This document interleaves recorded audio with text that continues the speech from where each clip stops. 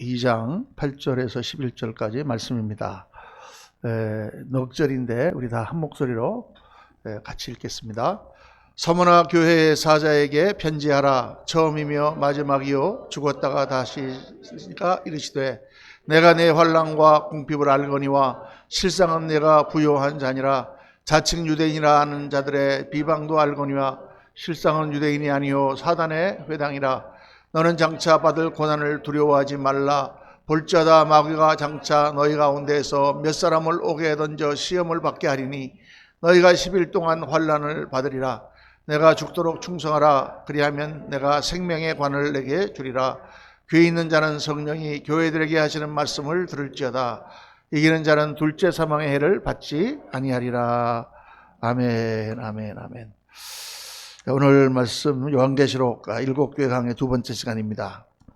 요한계시록은 지난주에 말씀드린 대로 예수님의 12사도 중에 제일 어린 제자였던 사도 요한이 말년에 쓴 하나님의 계시입니다.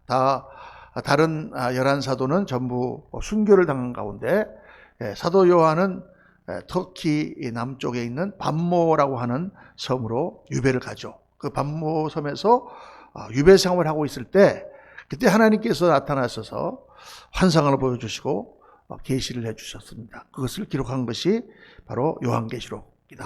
지난주에 말씀을 드렸습니다. 요한은 환상 가운데 예수님을 보는데 그 예수님의 모습은 십자가를 지신 그런 고난의 그런 주님의 모습이 아니라 갑옷을 입고 무장하게 찬란한 영광의 빛을 비추는 그런 모습으로 예수님이 나타나시죠.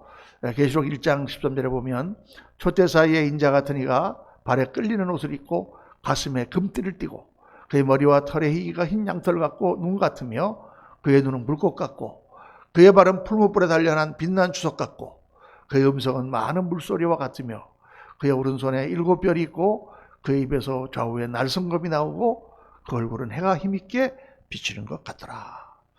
그 손에 7뼈를 잡고 7 금촛대 사이를 다니시는 주님.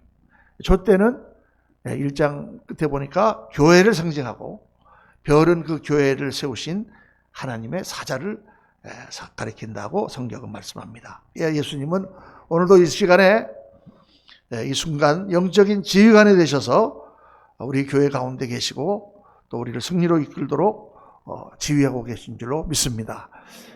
지금도 7별, 모든 7이라는 수는 완전 숫자잖아요. 모든 종들을 붙드시고 7 촛대, 7 교회, 모든 교회 사이에 주님이 계신다.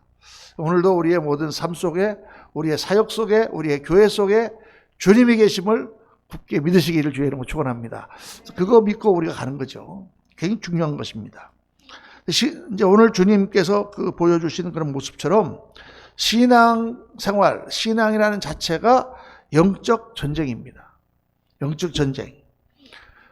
악한 마귀와 싸워야 되고 죄악된 세상과 싸워야 되고 거친 환경과 모든 궁핍과 빈곤과 병을 주는 환경과 싸워야 되고 그 무엇보다도 무너지기 쉬운 나의 옛사람과 싸워야 됩니다. 근데 이 전쟁이 쉽지가 않죠. 전쟁이라는 것이 무슨 즐거운 것이 아니지 않습니까?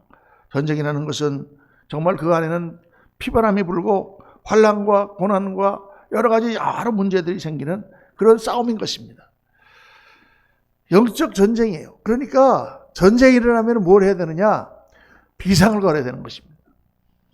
제가 옛날에 한번 목회할 때 뉴욕에서 목회하는데 그날 저녁부터 눈이 오기 시작했어요. 주일날, 토요일날 밤부터. 주일날 되니까 눈이 막 이만큼 쌓인 거예요. 새벽기도 그때는 주일날도 새벽기도를 했기 때문에 아침 새벽에 어떻게 나가가지고 새벽에 아무도 안 나왔어요. 그래서 혼자 집사람이랑 둘이서 막 기도를 하고 있는데 이거 어떡하지? 오늘 예배를 못 드리겠네. 어떡하지? 계속 그러면서 기도를 하고 있는데 갑자기 한참 새벽기도 하고 있는데 주님께서 내 마음속에 음성처럼 딱 들려주셨어요. 뭐라 그러냐? 비상을 걸어라. 딱 그렇게 해서 갑자기 군대에 있을 때 진돗개 비상 막 그렇게 얘기하는 거예요. 그렇구나. 그리고 새벽기도 끝나자마자 8시부터 비상을 걸었습니다. 구역장님들 전화 다 하고 전사님 다 전화해서 오늘은 눈이 오니까 2시간 전부터 다 치우고 다 그렇게 해서 차를 빼고 그렇게 해서 다 교회 나오십시오 하고 막 비상을 다 걸고 저도 막 교회 밴을 몰고 나가서 막 눈을 치우고 막 계속 픽업을 하고 전부 이렇게 했더니 우리 교회만 80%가 출석했어요. 할렐루야. 근데 뭐 다른 교회 얘기 들으니까 뭐 거의 예배를 못 드린 교회가 많고 예배를 드린 교회도 뭐 반도 안 나오고 뭐 뉴저지에 있는 교회들은 뭐 전부 저녁 때 예배를 드리고 막 그랬다 그러더라고요. 그래서 이 비상의 위력이라는 게 있구나. 여러분 무슨 문제가 생기거나 우리에게 어려움이 생기거나 좀 힘든 일이 생기거나 내가 영적으로 나태해지거나 그럴 때는 딱 영적 비상 걸어야 돼요. 어떻게 해야 됩니까? 정신을 바짝 차리고 하나님의 말씀 다시 붙들고 교회에 나와서 기도하고 간절하게 기도하고 마음을 작정해서 내가 이렇게 해야 되겠다. 그렇게 할 때 모든 싸움을 싸워 이기고 승리하게 되는 줄로 믿습니다. 이 싸움이라는 생각을 하면 마음을 굳게 먹어야 되는 거예요. 그래서 이 7교회에 보내는 이 편지는 예수님께서 각 교회에게 영적 싸움을 싸우고 있는 교회에게 보내는 지휘관의 명령서 같은 그런 거다라고 생각하면 됩니다. 7이라는 자체가 완전수니까 모든 교회에 예수님께서 메시지를 보내시는 거예요. 각 교회마다 상황이 조금씩 다르지만 7개의 교회들의 전부 다 그 상황들을 보면서 우리 교회에 적용해서 영적 싸움을 싸워 이겨라 말씀하시는 것입니다. 오늘 우리가 묵상하는 두 번째 교회 서머나 교회는 어떤 교회인가? 한마디로 서머나 교회는 핍박받는 교회입니다. 엄청난 핍박과 고난 속에서 승리한 교회가 바로 서머나 교회입니다. 물론 당시에 모든 교회들이 다 핍박을 받았지만은 그 중에서도 이 서머나 교회는 특별히 더 고난과 핍박이 심했던 교회였습니다. 서머나라고 하는 이름 자체가 모략의 성이라는 뜻이에요. 서미르나. 미르가 뭐냐면 몰약이라고 우리 성경에 번역된 향료입니다. 향료. 모략, 미르. 그래서 지금은 이시미르라고 그러죠. 그 도시가 지금 현재 터키의 이름은 이시미르입니다. 그런데 이 모략성이라고 불릴 정도로 향료의 생산지로 유명했던 그러한 도시인데 이 모략이라는 것이 그 열매인데 그것은 으깨일수록 더 강한 향기를 나타낸다. 더 빻을수록 더 진한 향기를 낸다는 것입니다. 그래서 많은 분들이 서머나 교회에 관하여 묵상하면서 그런 걸 써놨어요. 정말 그런 것처럼 핍박을 받을수록 더 빛이 나고 더 고난을 당할수록 더 향기가 나는 그런 그리스도인의 모습을 바로 이 서머나라는 도시의 이름이 우리에게 보여주고 있다. 유명한 폴리캅이라고 하는 사도 요한의 제자 중에 수제자가 있었습니다. 이제 폴리캅이 교부로서 그때 교회를 이렇게 섬길 때는 가장 고난이 심했을 텐데 로마 황제가 명을 내려서 모든 지방에 있는 모든 도시에서 기독교인을 다 색출해서 잡아주게라는 명이 내린 거예요. 그런데 이 서머나 도시의 그 시장, 그걸 총독이 이 폴리캅이라는 이 교부가 너무 훌륭하신 분이기 때문에 너무 사람들의 존경을 많이 받고 자기 자신도 존경하는 분이니까 이 사람을 잡아 죽이기가 싫은 거예요.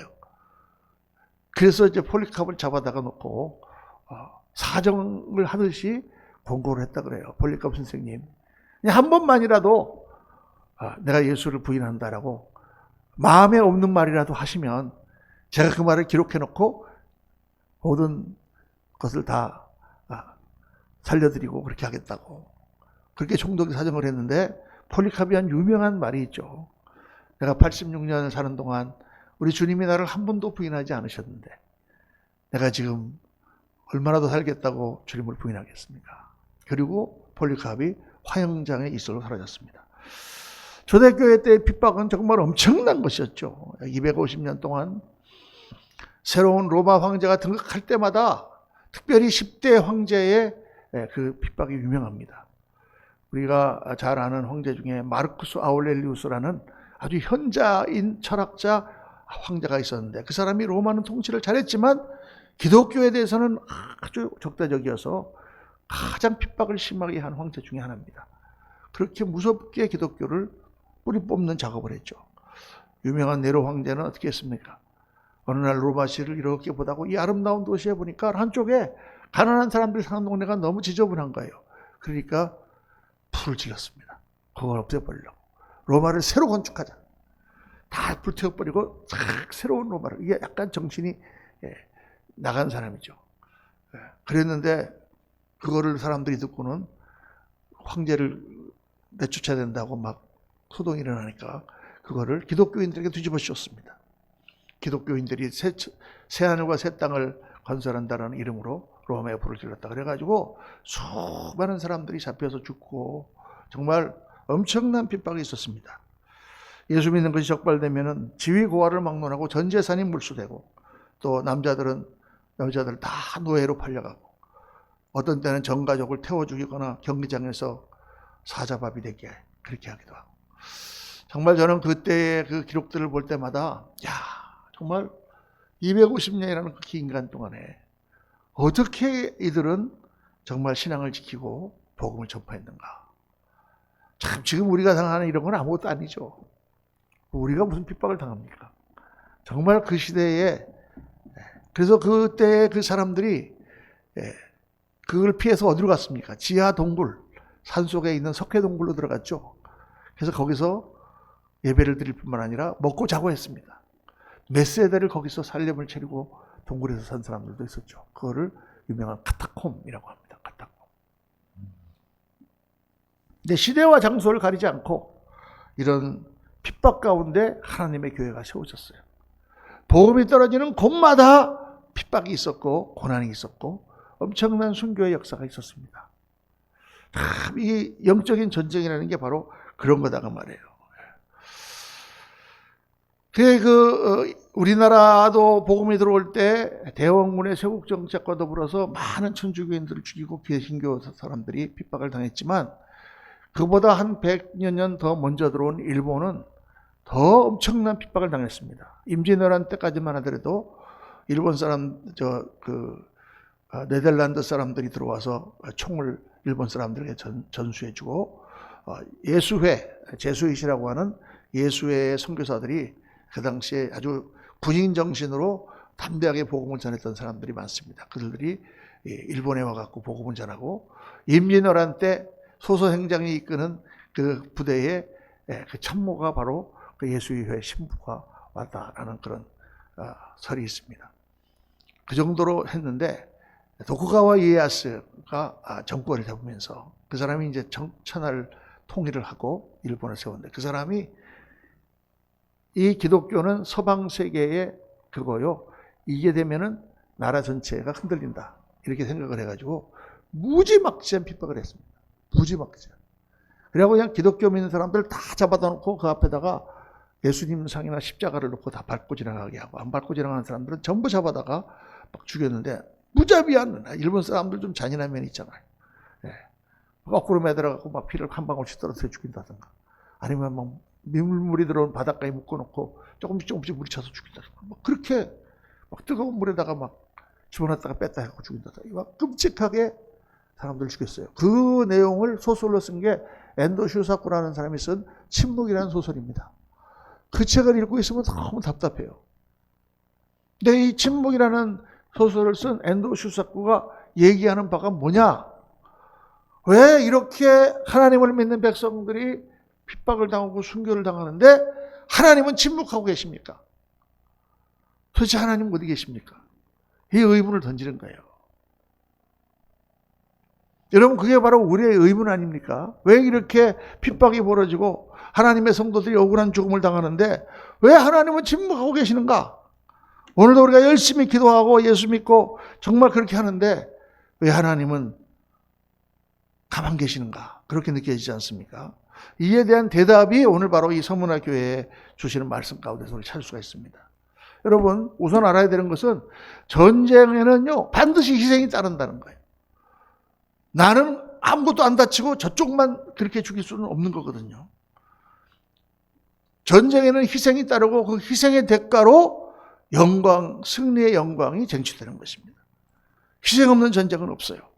그러니까 하나님의 교회도 마찬가지로 영적 전쟁을 수행하기 때문에 가는 곳마다 핍박이 있다는 거예요. 지금 인도에 우리 이영국 선교사님이 이제 지난주 파송이 됐습니다만은, 인도가 기독교가 들어간 지 지금 굉장히 오래됐습니다. 그런데 아직도 힌두교가 너무 강해가지고 지금처럼 정부에서 핍박을 하지는 않지만은, 그러나 자기 가족들 중에서 누가 예수를 믿거나 세례를 받으면은 완전히 가족에서 내칠 뿐만 아니라 옛날에 우리나라에 했던 것처럼 그렇게 엄청난 태형을 가하거나 막 그렇게 한다고 해요. 심지어는 교회당에 불을 지르고, 인도가 너무 크기 때문에 중앙정부가 그걸 다 관장을 하지 못한다. 그래서 인도에서 종교적인 그런 갈등이 굉장히 심한 곳입니다. 코로나만 심한 게 아니고. 그런데 그런 전쟁터에서 나가서 순교하며 희생하며 복음을 전할 때 거기에 복음의 씨가 뿌려지고 하나님의 교회가 세워지고 하나님께서 그 교회들을 쓰실 역사가 나타났다는 말이죠. 영적 전쟁도 마찬가지다. 그래서 오늘 이 영적 싸움을 이기는 비결, 또 어떻게 우리가 이것을 봐야 되는가 하는 것을 주님은 이 서머나 교회를 통하여 말씀하고 계십니다. 첫째로 주님이 말씀하시는 건 뭐냐? 영적인 실상을 보라는 것입니다. 영적인 실상을 바라보라. 영적인 눈을 떠야 된다는 것이에요. 고난과 핍박이라는 것을 그냥 이 세상적인 눈으로만 보지 말고 영적인 눈으로 봐야 된다.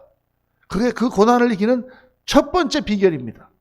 오늘 말씀 보면 서머나 교회를 향하여 내가 내 환난과 궁핍을 알거니와 실상은 내가 부요한 자니라, 이렇게 말씀하셨어요. 그들의 고난을 당하고 핍박을 당하지만 사실은 너희가 부요한 자다.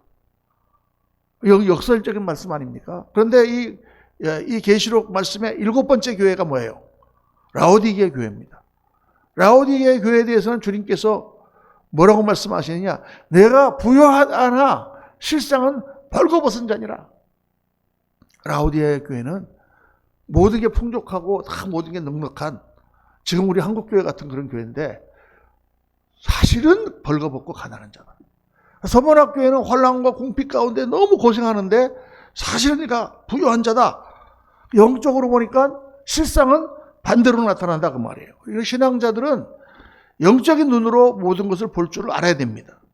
예수 믿는 것도 여러분 이 세상의 삶만 가지고 우리가 산다 그러면, 그렇게 믿는다 그러면 다른 종교하고 다를 게 뭐 있어요? 제가 한번 뉴욕에서 목회할 때 토요일 날 아침에 이제 어디를 가다가 라디오를 틀었는데 거기 한국 라디오가 나오는데 주일 날 아침에는 거의 기독교 내용이 다 나옵니다. 토요일 날 아침에는 불교 계통에서 사가지고 불교 방송을 해요. 그래서 들었는데 이상한 메시지가 나오는 거예요. 그래서 그냥 차를 타고 가면서 들어봤더니 불교 방송 1주년을 축하드립니다. 그러면서 거기서 이렇게 무슨 얘기를 하는 거예요. 그래서 불교도 사랑과 또 자비와 그런 것을 이렇게 하는데 밑바닥에 들어가 보면 기독교하고 똑같습니다. 그래요. 혹시 누가 이런 얘기를 하나? 그리고 또 가만 들어보니까 거기에 정하상 기념교회라고 새로 오신 본당 신부님이 축하의 메시지야 그게. 그래서 내가 아이고 이 신부님이 이렇게 믿으시는구나. 밑바닥에 들어가면 불교도 사랑을 얘기하고 자비를 얘기하고 기독교도 사랑을 얘기하고 하니까 결국 다 똑같은 거다. 그렇게 생각하는구나. 여러분 그렇게 생각하십니까? 아멘입니까? 졸다가 또 이럴 때 아멘 하시는 분이 있어요. 아니죠. 아닙니다. 우리는 그래요. 다 하나님을 믿고 착한 일을 하고 선행을 하고 사랑을 하고 그렇게 하는 것이 다 모든 종교의 공통점인 것 같지만 예수 믿는 건 달라요. 왜? 우리가 그렇게 해서 하나님께 도달하는 게, 우리는 예수 그리스도를 붙들고 하나님께 가는 거예요. 다른 종교들은 다 자기 나름대로의 방식을 가지고 가지만 그거 가지고는 하나님 나라에 못 간다. 나는 길이요 생명이니, 나는 길이요 진리요 생명이니 나로 말미암지 않고는 아버지께로 올 자가 없느니라. 예수님이 말씀하셨어요. 그게 다른 거예요, 우리는. 그래서 로마서 8장 9절에 보면 누구든지 그리스도의 영이 없으면 그리스도의 사람이 아니라 그랬습니다. 그리스도의 사람이 아니면 우리 저거 못 가는 거예요, 여러분. 우리 예수 믿는 걸 여러분 분명히 아셔야 돼요. 예수 그리스도를 믿고 주님과 내가 결합하는 거예요. 하나로 결합하는 것입니다. 우리는 뭐 죄인이고 참 세상에서 부족한 게 많고 못된 짓도 많이 할 수도 있지만 어느 날 성령의 감동으로 예수 그리스도를 만나게 되고 그 예수 그리스도께서 2000년 전에 십자가를 지고 나의 모든 죄를 그분이 다 대신 심판을 받으셨다 하는 말씀을 듣고 내가 예수님을 믿습니다 하고 고백할 때 믿음 안에서 예수님과 내가 영적으로 결합하는 것입니다. 예수님과 하나가 됐단 말이에요. 그게 예수 믿는 거죠. 그러니까 어떻습니까? 그러니까 다른 종교하고 겉으로는 다 똑같은 것 같아도 본질적으로는 다 다른 거예요. 여러분, 영적인 눈으로 봐야 된다 저렇게 말씀하면 무슨 막 투시의 능력을 가지고 신비적으로 이렇게 봐야 된다 그런 뜻이 아니에요. 영적인 눈으로 봐야 된다는 말은 하나님 말씀을 기준으로 해서 봐야 된다는 뜻입니다. 세상에서도 윤리적인 눈이 있잖아요. 윤리적인 기준이나 잣대를 말하는 거잖아요. 어떤 사람이 도둑질을 해가지고 돈을 많이 벌었다. 그 성공입니까? 훌륭한 사람입니까? 아니죠. 그 도둑놈이죠. 돈으로 치면 성공일지 몰라도 인생으로 치면 성공이 아니에요, 여러분. 제가 미국에 있을 때 한 10여 년 전인가 문선명이 죽었어요. 그러니까 어떤 분이 교회 와서 그러는 거예요, 저한테. 아, 그래도 목사님, 그 사람 난 사람 아니에요? 그래서 뭐가 난 사람입니까? 그랬더니, 그 사람이 그 이상한 종교를 만들었지만 그래도 세계적으로 그렇게 성도가 많고, 그렇게 신도가 많고, 그렇게, 사업도 크게 해가지고, 막 회사도 많이 차리고, 김일성도 여기 미국 대통령도 다 그 선거 자금 받으려고 막 그렇게 하는 거 보면 그건 난 사람이다 그거예요. 그래서 아니 그렇게 세상적으로 해가지고 사기를 쳐서 성공했다고 그건 난 사람입니까? 그건 사기꾼이에요. 그거는요. 사기를 쳐서 돈 많이 번 게 성공이 아니죠, 여러분. 히틀러가 정권을 잡았을 때 그 사람이 무슨 구테타를 이렇게 잡은 게 아닙니다. 투표로 이겼어요. 투표로. 그 선동과 히틀러의 그 광기에 온 독일 사람들이 다 휩쓸려가지고 엄청난 랜드 슬라이딩 투표로 이겼어요.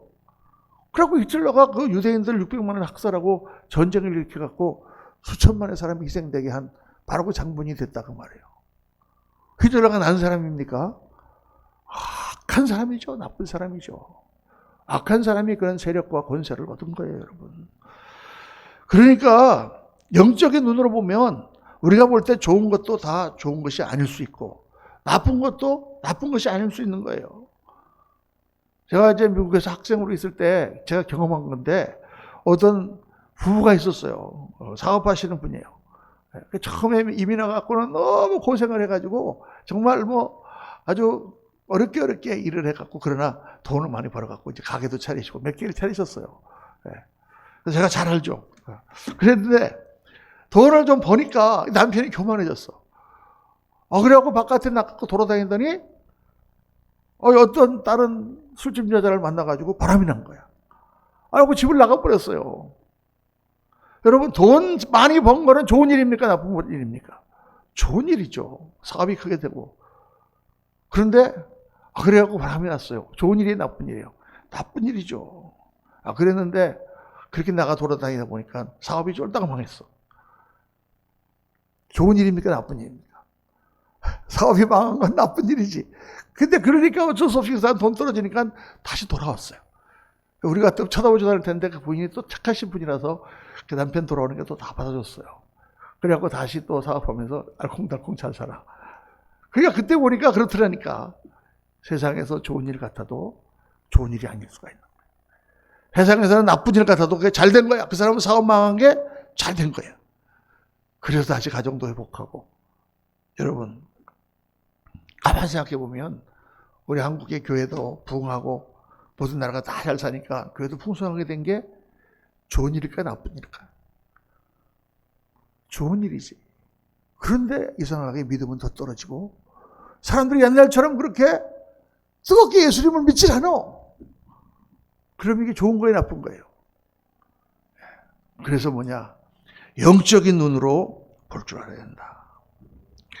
영의 잣대로 모든 것을 볼 수 있어야 된다. 때로는 편안한 것이 영적으로는 나태하게 만드는 거예요. 우리가 어려우면은 다 하나님 앞에 기도하고 정말 간절히 하나님을 매달림으로 우리 신앙이 올라가고 그 문제를 해결해요. 그냥 모든 것이 다 해결되고 나면 그러면 할 일이 없어. 그럼 영적으로 공허감이 찾아오고. 그렇게 된다니까요. 제가 이 말씀을 왜 하느냐? 목사님들이 그렇다니까. 목사님들이. 평신도만 그런 게 아니라 목사님들이 그래요. 어렵고 힘들 때 정말 우리 옛날에 부흥회 하면은 목사님들을 한국에서 와가지고 그냥 막 부흥하잖아. 그럼 그냥 연탄 이약가 끌고 가난한 집 찾아다니는 얘기부터 시작해서 집에서 애들 먹을 게 없어가지고 울면서 기도할 때 성도님들이 뭐 음식을 가져와서 먹은 막 그런 눈물나는 얘기들이 얼마나 많은지 몰라. 천막교회에서 시작해갖고 하나님께서 그렇게 축복하셔서 이 교회를 세웠다. 할렐루야. 박수를 다 치죠. 그런데 그러고 나서 큰 교회를 짓고 이제 다 자식들도 잘 되고 교회 다니는 사람들이 뭐 몇천 명씩 오고 월급도 많이 받으시고 차도 좋은 거 타고 다니시고 그럼 지금 어떠냐 말이에요. 말할 수 없이 영적으로 나태해지고. 그러니까 성경에 보니까 다윗이 그래서 사고를 친 거예요.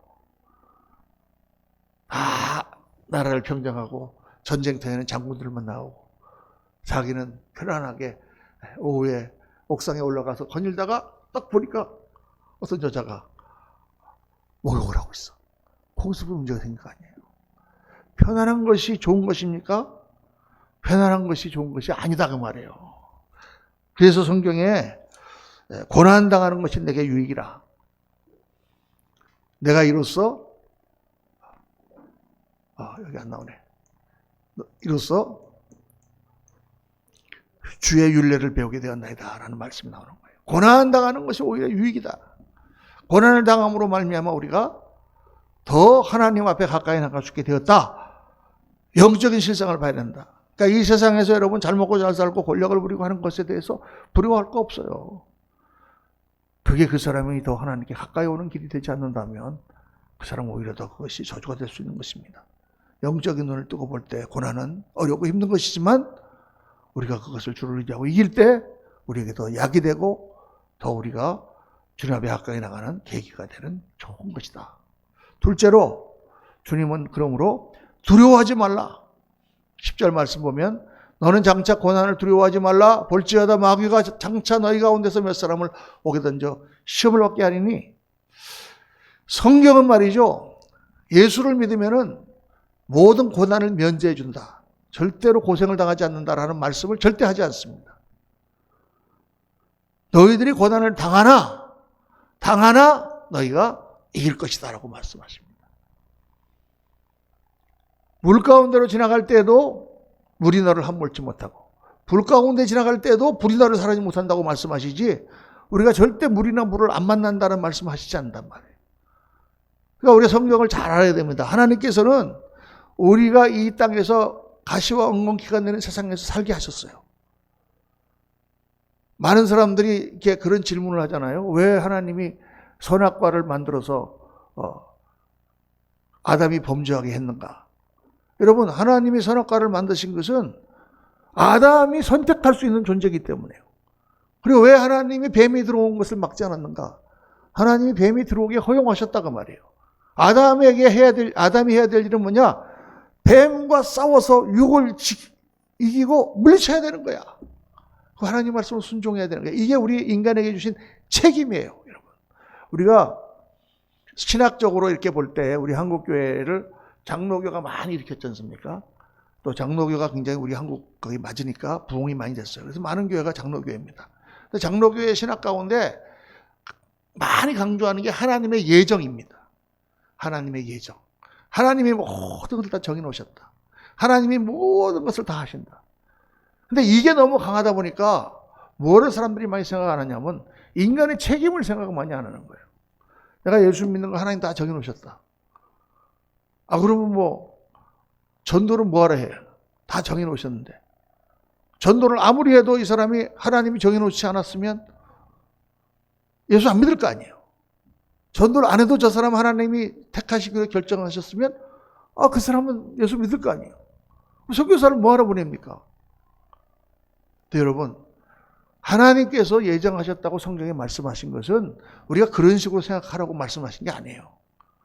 그거는 모든 일 가운데 우리가 열심히 노력해서 정말 하나님 뜻대로 살아야 되지만 나중에 보면 그게 하나님의 뜻 가운데 있었다라는 것을 알고 겸손하라는 거예요. 겸손. 첫 번째는 겸손입니다. 예정을 통해서 보여주신 것이. 잊어버리지 마세요, 절대로. 두 번째는 뭐냐? 하나님께서 다 예정해 놓으시고 예배해 놓으셨으니까 걱정하지 말라, 두려워하지 말라 그 말이에요. 어디 가다 보면 어떡하지? 가다 안 되면 어떡하지? 하나님이 다 미리 너를 택하시고 너를 다 붙들고 계셔. 걱정하지 마. 염려하지 마. 이거 두 가지가 예정론이 우리에게 주는 가장 중요한 교훈이에요. 운명론이 아니에요. 절대로요. 그러니까 그걸 믿고 어떻게 해요? 하나님을 믿고 예비해 놓으신 하나님을 믿고 담대하게 말씀대로 나가라 그 말이에요. 그게 예정론의 중요한 거예요. 그러고 나서 자랑하지 말고 아까 모든 것이 잘 됐을 때처럼 나태하지 말고 이게 다 하나님께서 미리 예비하신 것이므로 하나님께 겸손하게 감사해라.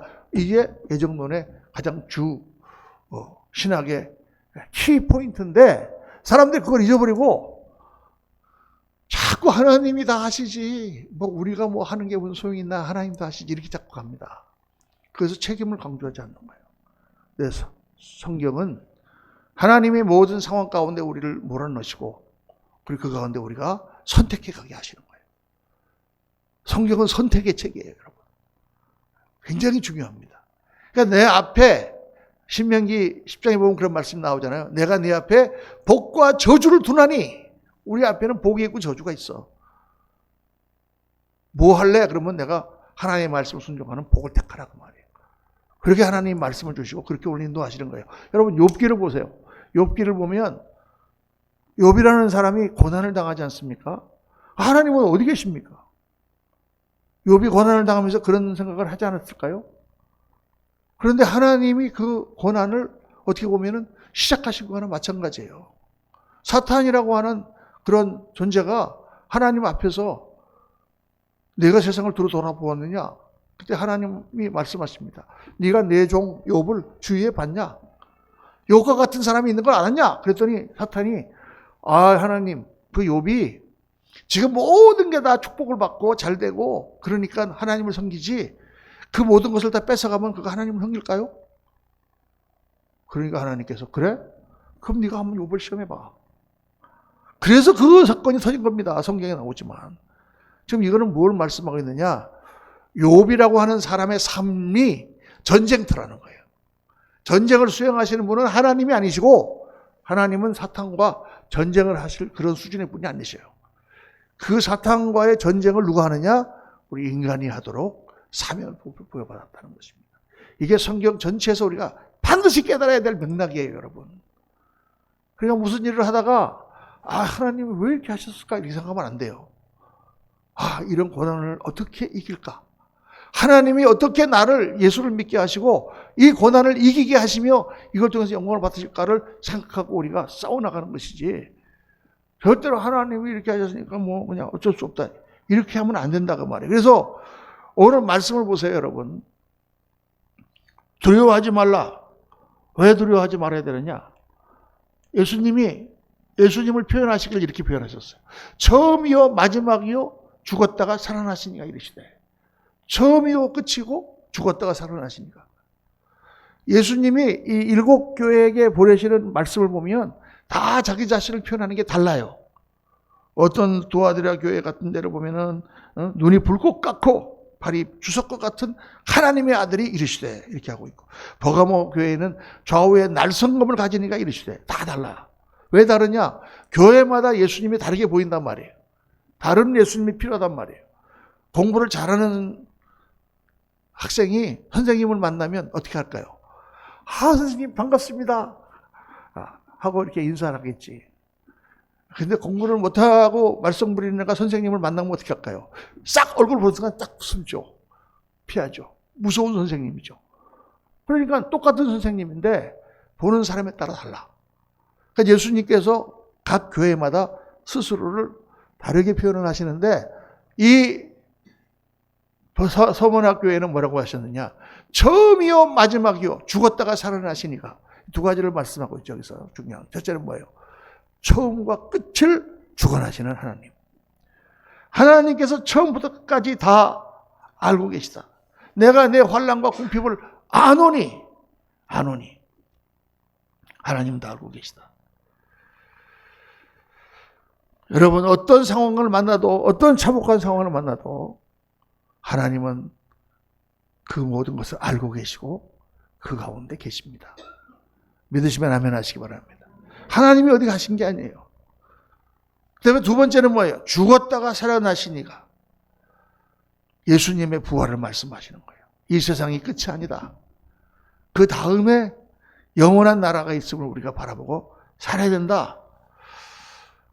이게 우리의 모든 사실 고통의 답입니다.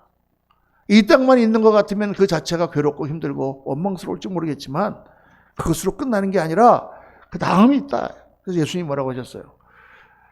몸은 죽여도 영혼은 능히 죽이지 못하는 자들 두려워하지 말고 오직 몸과 영혼을 능히 지옥에 멸하실 수 있는 일을 두려워하라. 세상에서 제일 두려운 게 죽음이죠. 죽음은 모든 것을 잃어버리는 것이라고 생각하죠. 그런데 성경은 죽음은 우리에게 모든 것을 되찾게 하는 그러한 것이다. 하나님께 말씀하시는 거예요. 우리 예수 믿는 사람들은 그거 믿고 사는 거예요. 그게 우리 신앙의 골격이에요. 가장 기초예요. 예수 믿으면 이 땅에서 핍박을 당하고 때로는 순교를 당해도 우리는 영원한 하늘나라가 있고 우리는 그 나라에서 영원한 상급을 받는다. 아멘. 그게 없어지면 안 돼요, 여러분. 그러니까 우리 성도님들 이제 우리 이 시대가 너무 편안한 시대가 되다 보니까 정말 주님 앞에 갔을 때 상급받고 영원한 나라를 바라보는 신앙은 점점 좀 사라지고, 그래서 성도님들 기도를 보면 맨 이 땅에서 일어나는 거에 대해서 잘 먹고 잘 사는 거에 대한 기도가 대부분이에요. 그렇죠? 내가 더 하나님 앞에 정직하고 내가 더 성결하고 내가 더 주님을 깊이 알고 정말 내가 그런 사람이 되게 해주세요. 뭐 이런 기도는 별로 안 합니다. 내가 정말 왜 이렇게 성결한 사람이 되지 못하는 거야? 그래서 막 이불을 쥐어뜯으면서 고민하는 성도는 별로 없습니다.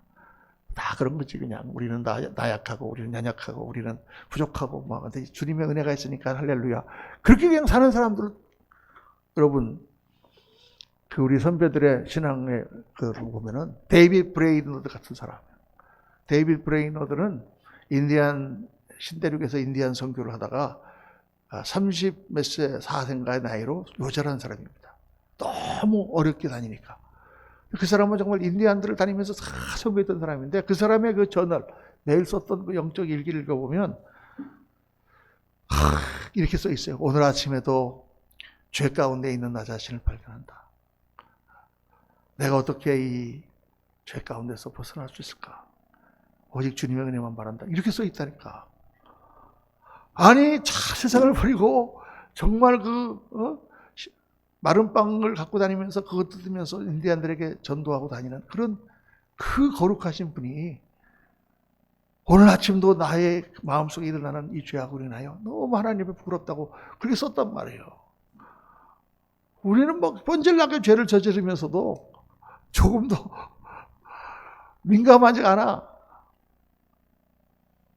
여러분, 성도님들은 다 이 땅에서 잘 되고 잘 먹고 잘 살고 이걸 원하잖아요. 그렇죠?